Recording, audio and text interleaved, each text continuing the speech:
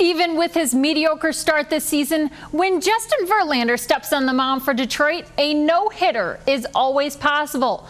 Friends, family, and police officers from across the area gathered here today on this chilly, wet morning to pay their respects to fallen West Bloomfield Sergeant Patrick O'Rourke. Whether you're looking to support a local business, give back to a local charity, the West Bloomfield Police Department recently expanded its force by one. And with the latest addition, 4 more legs will now be patrolling the township. Going to the toy store as a child is a magical thing. The Wings are back in town to host the Anaheim Ducks in Game 6 of the Western quarterfinals. Trey Burke scores his 1,000th point as a Wolverine. Beaumont Hospitals diagnose more than 1,200 new breast cancer patients each year. While the Wings started a win streak of their own tonight, the Tigers look to keep theirs going against the Minnesota Twins.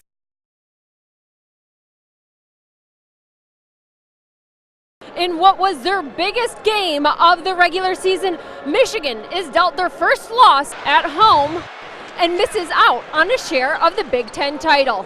I just thought for sure that baby was going in, and it would have been great, but it didn't work out, and they get the win and the championship.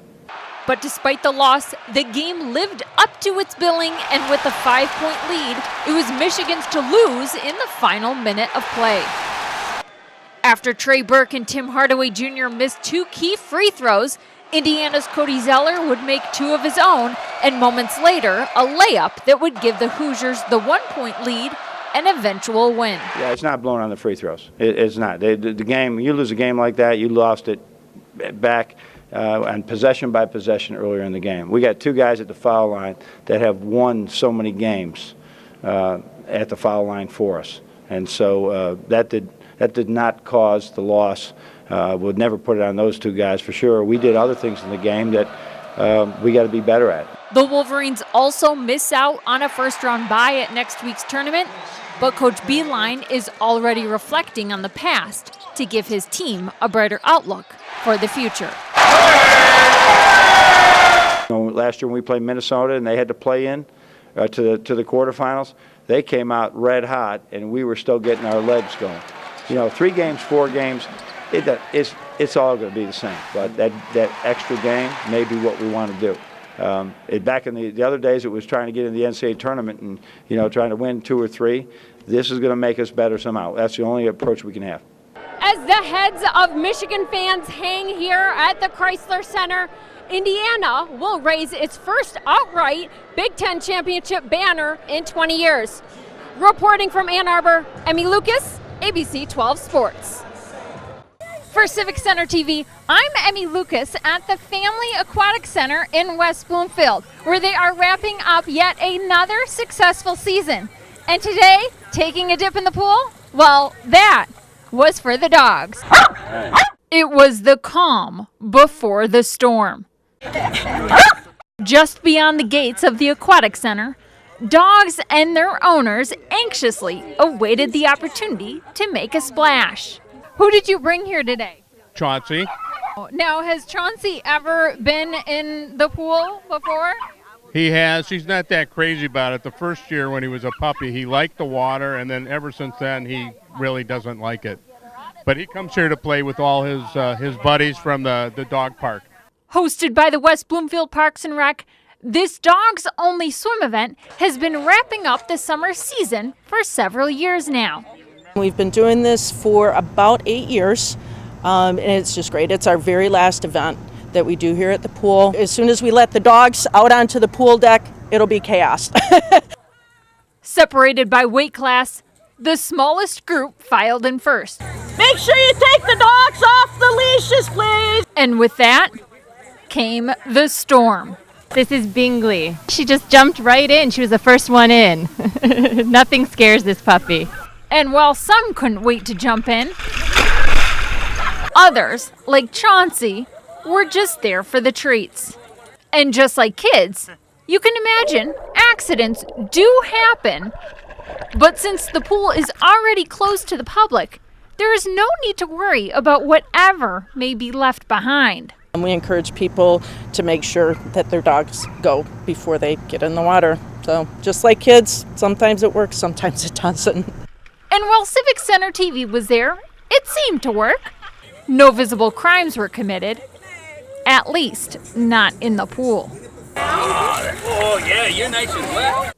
For the rest of the morning, dogs and owners took advantage of the cool escape that the pool offered. People just really enjoy spending time with their dogs, and it just gives them another way to spend time with them.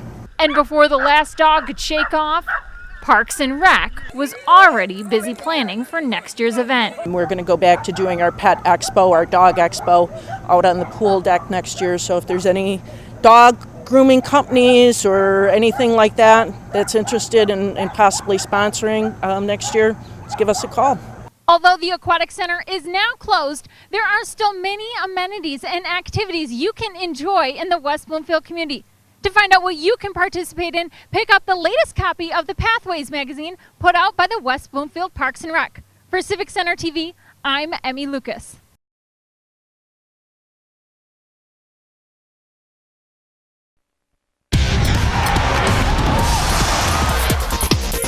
Well, if you managed to stay awake for the Wings and the Tigers last night, you might be a little tired today, but you should not be disappointed. The Wings taking on the Ducks in Game 2, and what a way to make a statement. It's Justin Abdelkader, less than 1 minute into play. He gets the quick wrister and gets things rolling for Detroit.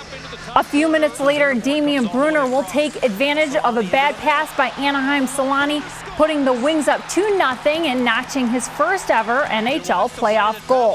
Heading into the second, Johan Franzen would add to the lead on a power play goal, Wings up 3-0. But Anaheim answers back on a power play of their own and finally gets on the board. And despite a 3-goal deficit, the Ducks refused to give up. They would score 3 goals to tie it up in the final 12 minutes of play and send it into overtime. But just as all the other periods began, the Wings would strike early and first, but they did it when it counted the most. It's Filppula to Nyquist right in front of the net, and the Wings will come back to the Joe with an even series.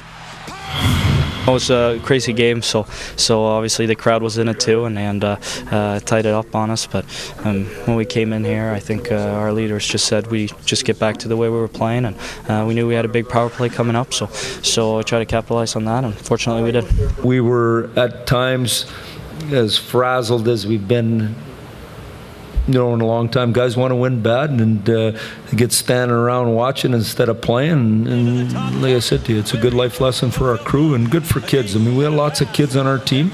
They're not like veterans. They're just different. It just takes time for them to figure it all out. They'll figure it all out. This will be a good thing. On to another late night. Tigers down in Houston for the first time since 2009 and facing them for the first time ever as part of the American League. It's Rick Porcello on the mound for the Tigers. Bottom of the first with a runner on third. Porcello gives up the home run to Jason Castro, and the Astros take an early 2-0 lead. Top of the third, Miguel Cabrera is going to send one to center, sending Austin Jackson across the plate, and the RBI single would be Cabrera's 1,000th hit since coming to Detroit. Former Tiger Carlos Pena, right off his first pitch from Porcello, he's going to send one deep into the left field stands. 3-2 Astros as they take back the lead in the bottom of the fourth.